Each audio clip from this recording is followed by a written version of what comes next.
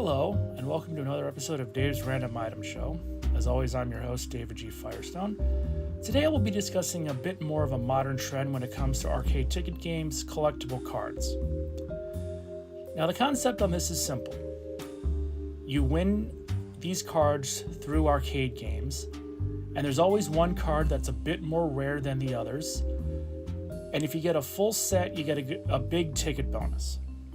It's actually kind of amazing that it took this long for arcade games to implement these cards to boost ticket redemption as well as boost sales. But it makes perfect sense. I mean, let's be honest, kids and adults love trading cards. That's been the case since the early 1900s. Same thing with arcade games. Kids and adults love them. Well, you got chocolate in my peanut butter, you got peanut butter in my chocolate. So we're going to be discussing some of the sets I have in my personal collection, and full disclosure, I did acquire these sets through eBay.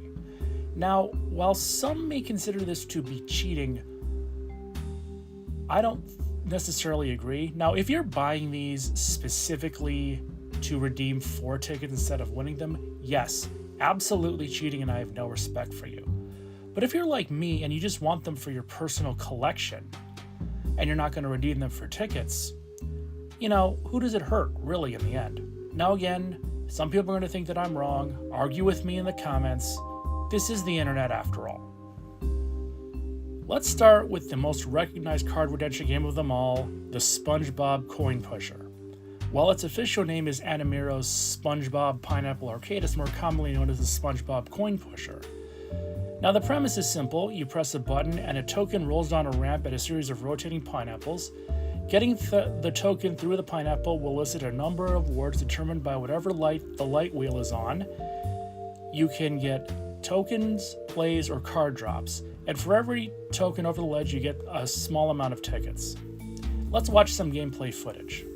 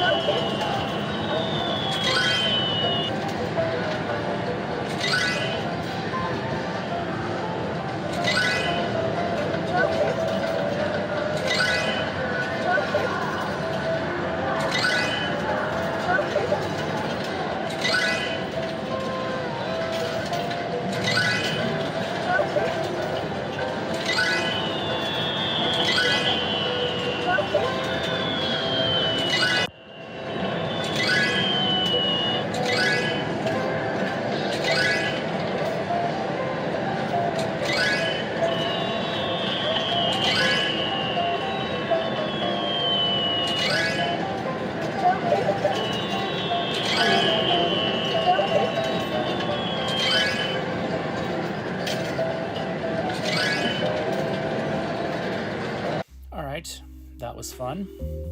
Now, as I said, as you push coins over the ledge, you get a small amount of tickets per coin, and then you get a certain amount of tickets per card, and if you get all 9 cards, you get a significant bonus. Now, arcades can set the bonuses to whatever they want. So, for example, a lot of arcades might have each card by itself worth 50 tickets, and if you get all 9 cards, you get 3,000 tickets. Now again, you got the rare card factoring in because obviously you need all 9 cards, so you have one more harder to get card. And in the SpongeBob Coin Pusher, Gary the Snail is much harder than the rest of the 9. And I also wanted to do this because I love the effort that Animero puts into their card artwork. Not that the others aren't good, but I still think Animero is the best. So let's check out my set.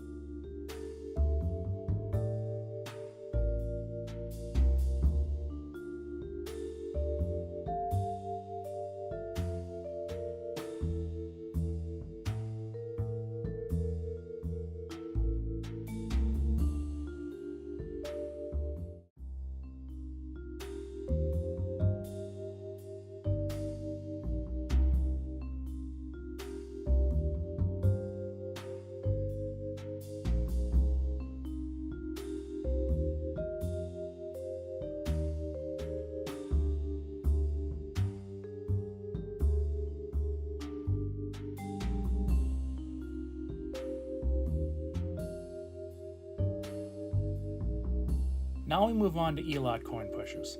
Not to be outdone, ELOT released a series of themed coin pushers. The first is the Wizard of Oz.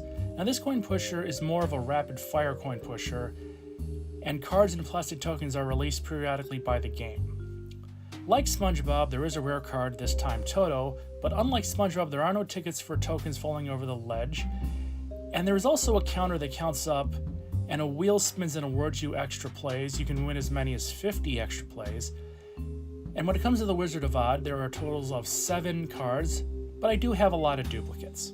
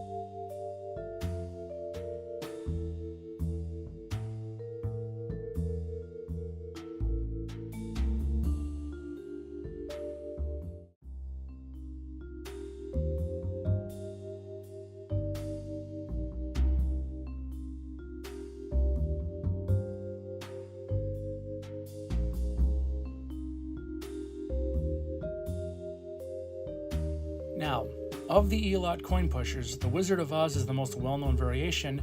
There are a number of other reskins of this game. Dave & Buster's, for example, has an exclusive Star Trek branded variation.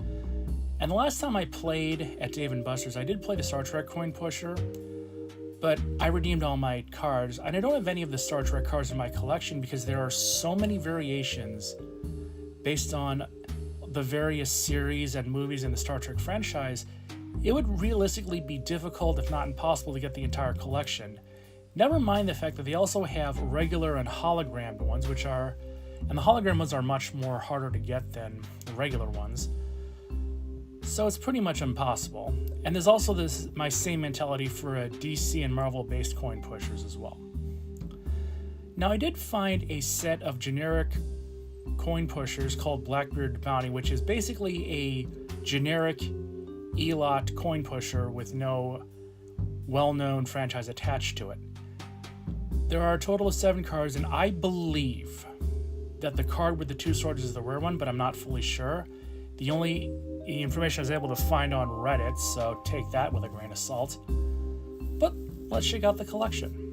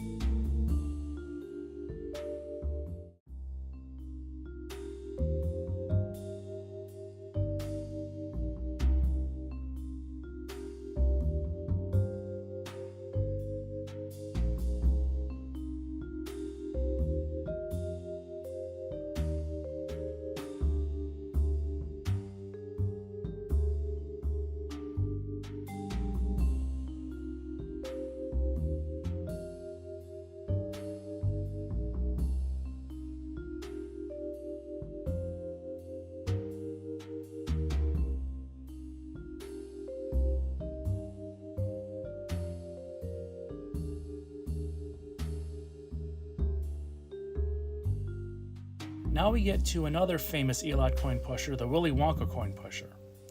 This one takes elements from the previous coin pushers and adds a whole new element. As the player feeds token into the playfield, you have a chocolate bar themed counter that counts up.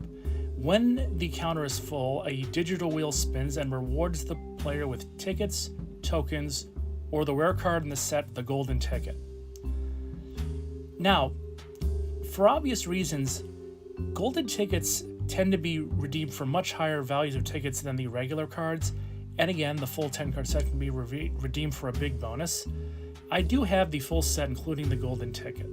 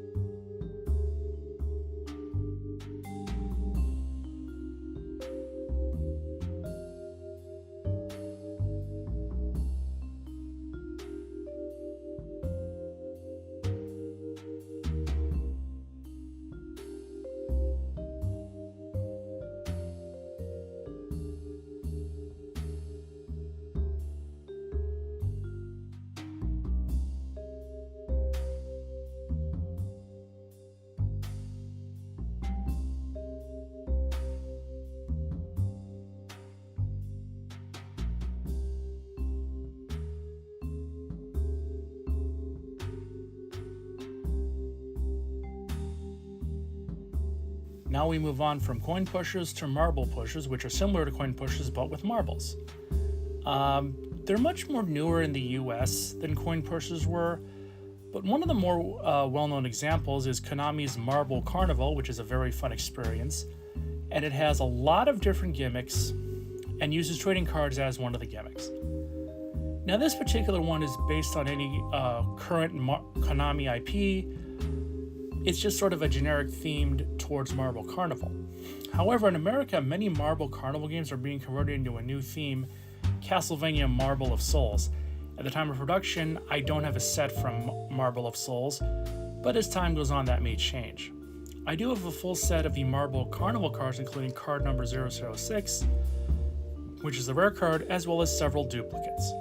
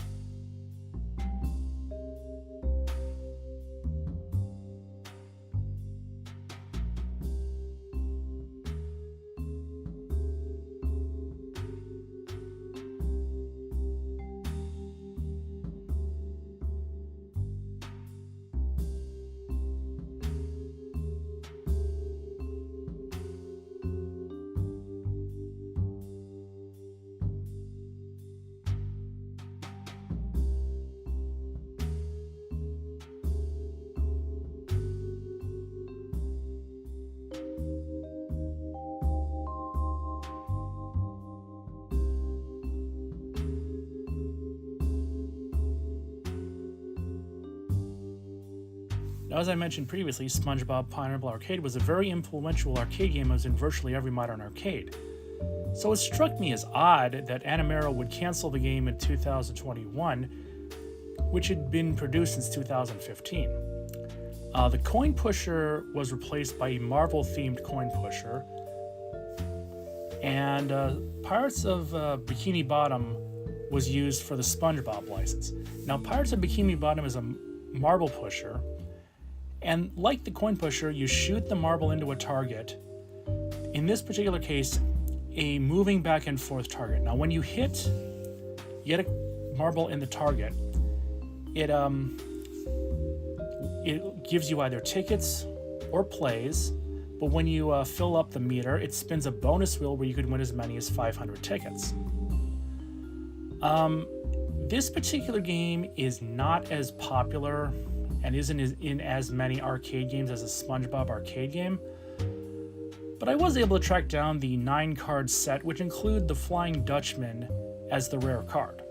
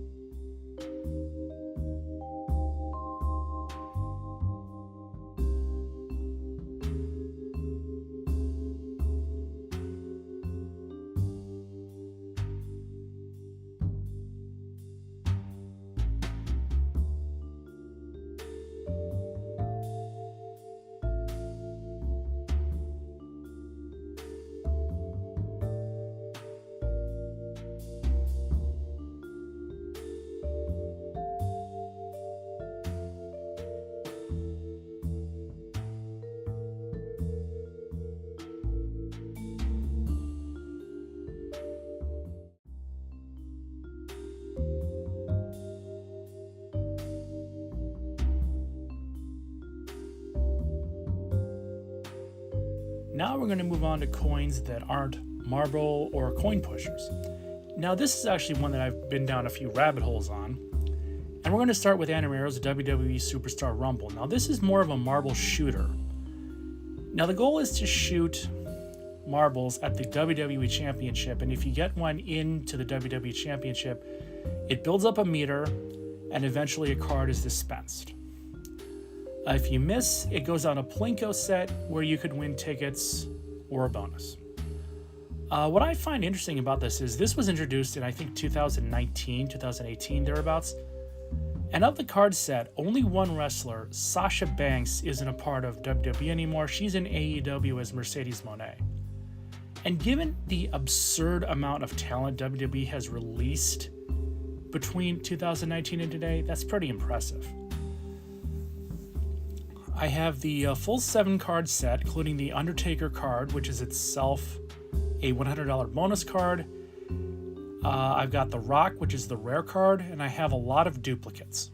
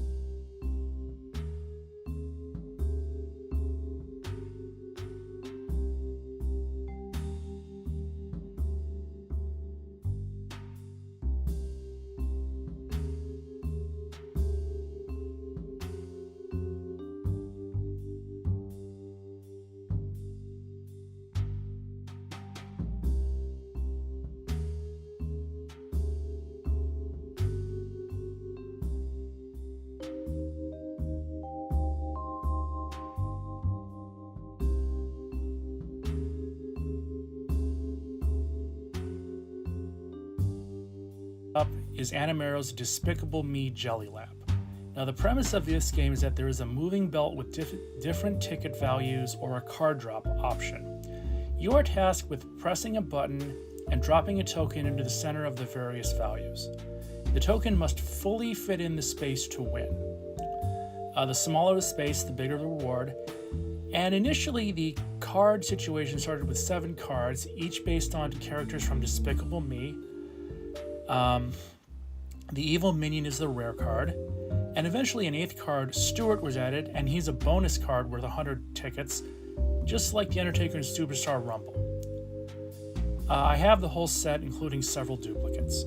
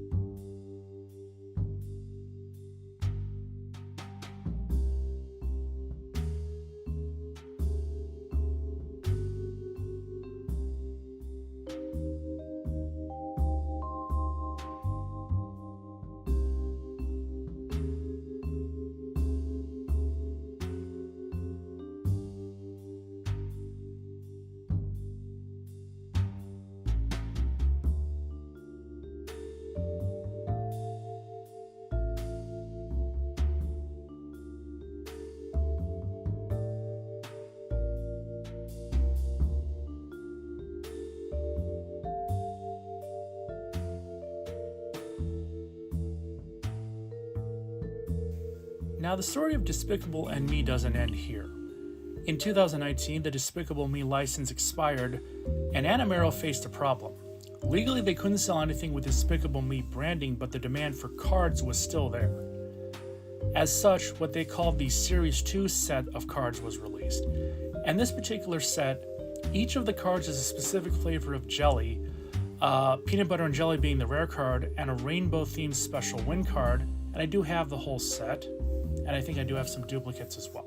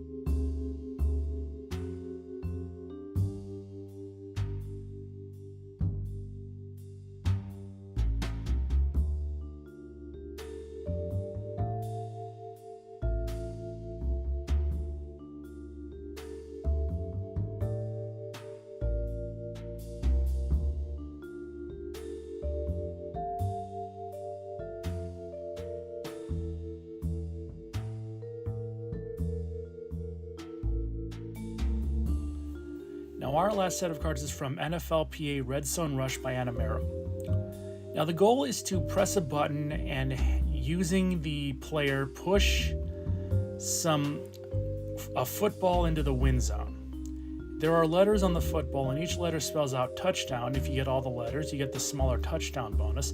And there are also cards to get, and you get the cards by getting the golden football into the win zone. Now, each card has one player, 8 offensive or 8 defensive, or so I thought, because this took me down a rabbit hole. What you are looking at right now is the full 15 card Dave & Buster's set. Notice that there is no number 14 card. This is intentional.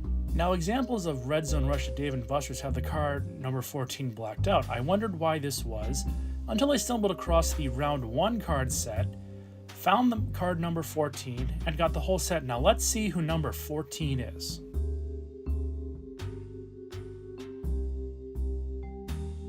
Ah, okay. It's Antonio Brown. For those of you who don't follow American football, let me explain. Antonio Brown is a very, very talented football player, and he's very, very problematic both on and off the field. I can't go into details because this video will get taken down, but he's so problematic that no team in the NFL wanted to take a chance of him being on their roster. As such, Dave & Buster's decided, in their infinite wisdom, that having him as a card wasn't a good idea.